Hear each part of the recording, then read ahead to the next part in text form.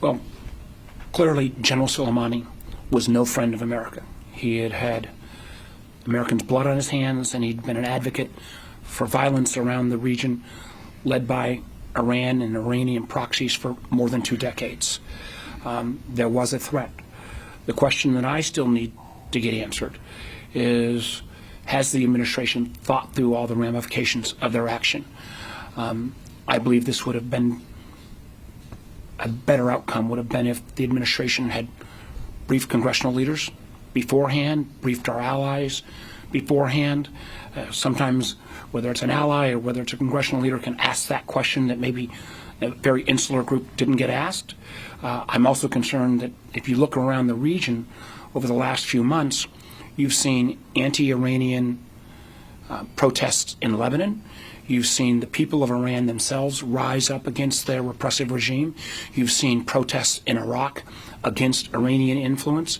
My fear is that all that anger may no longer be directed at the Iranians or the Iranian regime, but directed at the United States.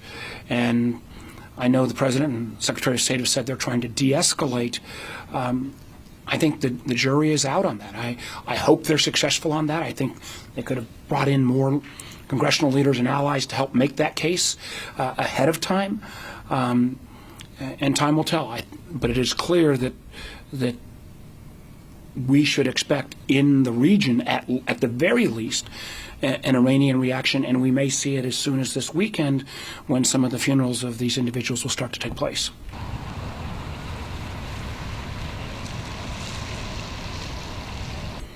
Well, it's not exactly how any of us, I think, hope to start the new year.